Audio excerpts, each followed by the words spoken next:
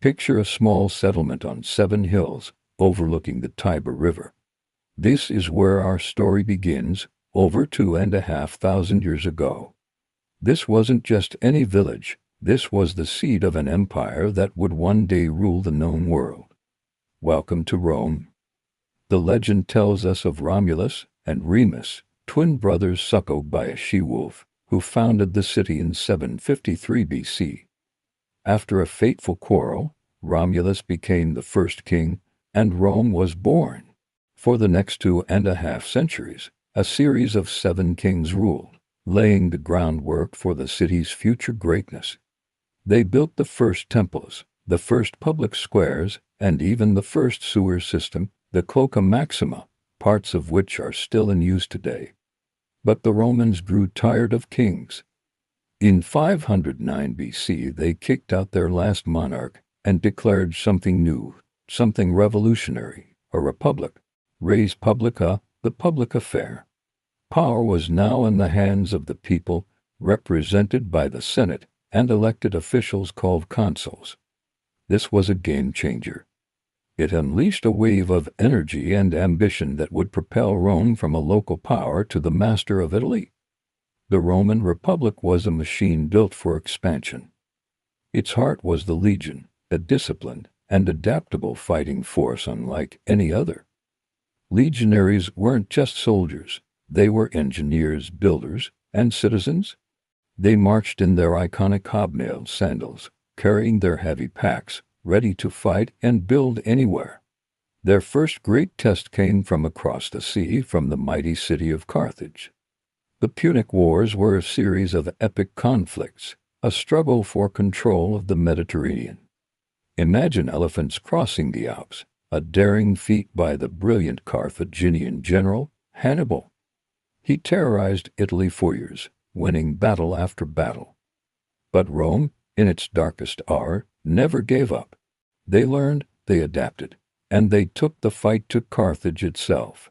The Roman general Scipio Africanus finally defeated Hannibal, and by 146 BC, Carthage was utterly destroyed. Rome was now the undisputed superpower of the Mediterranean. With Carthage gone, no one could stand in Rome's way. Greece, the home of philosophy and democracy, fell to the legions. So did Macedonia, Spain, and much of the Middle East. Roman generals like Marius and Sulla became incredibly powerful, commanding loyal armies and amassing vast fortunes from their conquests. The Republic was drowning in its own success. The old system, designed for a small city-state, couldn't handle the pressures of a sprawling empire. Wealth flooded into the city, creating a massive gap between the super-rich and the dirt poor. The political system broke down into violence and civil war. Into this chaos stepped the man whose name echoes through history, Gaius Julius Caesar, a brilliant general, a charismatic politician, and a gifted writer. He conquered Gaul, modern-day France, adding a massive territory to the Roman world. His famous words, Veni, Vidi, Vici, I came, I saw, I conquered, perfectly capture his ambition and efficiency. His popularity and power were seen as a threat by his rivals in the Senate, led by Pompey the Great. The showdown was inevitable. In 49 BC, Caesar made a fateful decision. He led his army across the Rubicon River, a small stream marking the boundary of Italy. This was an act of treason, an open declaration of war against the Senate.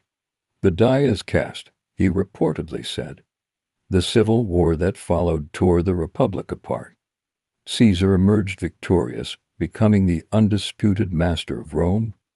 He was made dictator for life, and it seemed he was on the verge of becoming a king. But his ambition was his downfall. A group of senators, fearing the end of the Republic, conspired against him. On the Ides of March 15, 44 BC, they surrounded him in the Senate and stabbed him to death. They thought they were saving the Republic, but they had only triggered another, even bloodier, round of civil wars. Out of the ashes of this conflict rose Caesar's adopted son, a young and cunning man named Octavian. After defeating his rivals, including the famous lovers Mark Antony and Cleopatra of Egypt, Octavian was left as the sole ruler. But he was smarter than his great uncle. He knew Romans hated the title of king. So, in 27 BC, he carefully crafted a new system. He declared the Republic restored, but kept all the real power for himself. He took the title Augustus, the revered one, and became Rome's first emperor. The Roman Republic was dead. The Roman Empire had begun. What followed was the Pax Romana, the Roman peace. For 200 years, the empire enjoyed unprecedented stability and prosperity. It stretched from Britain to Iraq, a vast, multicultural state bound together by Roman law, Roman roads, and the Roman legions. Trade flourished. Ideas spread. Cities like Rome itself became magnificent metropolises with over 1 million inhabitants, filled with stunning architecture like the Colosseum, the Pantheon, and the aqueducts that brought fresh water from miles away. The Colosseum wasn't just a building, it was the heart of Roman entertainment. Here, gladiators fought to the death, and exotic animals were hunted in spectacular displays.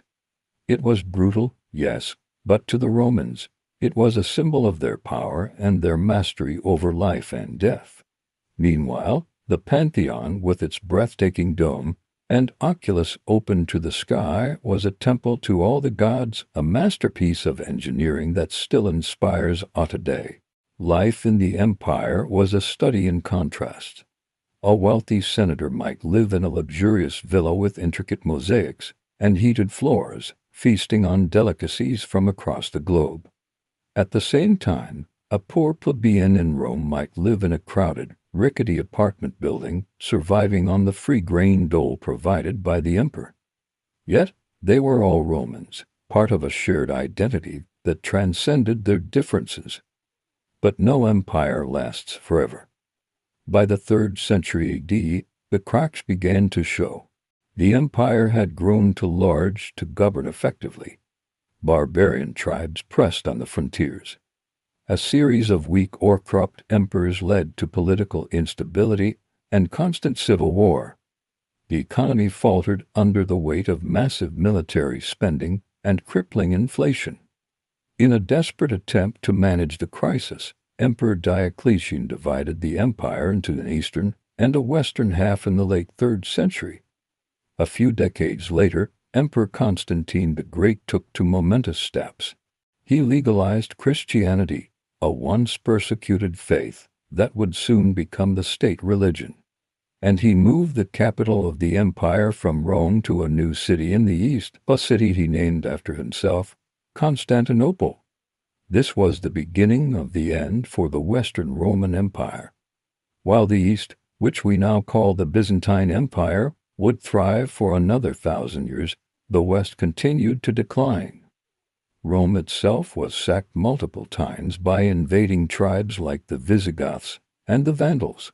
The final blow came in 476 AD, when the last Western Roman emperor, a young boy ironically named Romulus Augustulus, was deposed by the Germanic chieftain Odoacer. The date is traditionally seen as the fall of the Roman Empire in the West. So, what happened to Rome? It didn't just vanish. Its legacy is all around us. Our languages, our laws, our architecture, our ideas about government, so much of it can be traced back to that small settlement on the Tiber. The story of Rome is a story of incredible achievement and catastrophic failure, of genius and brutality, of republic and empire. It's a reminder that even the greatest powers can fall, but their ideas can live on forever. Thanks for joining me on this journey through Roman history. If you found this fascinating, don't forget to hit that like button, subscribe, and ring the bell so you don't miss our next adventure into the past. See you next time.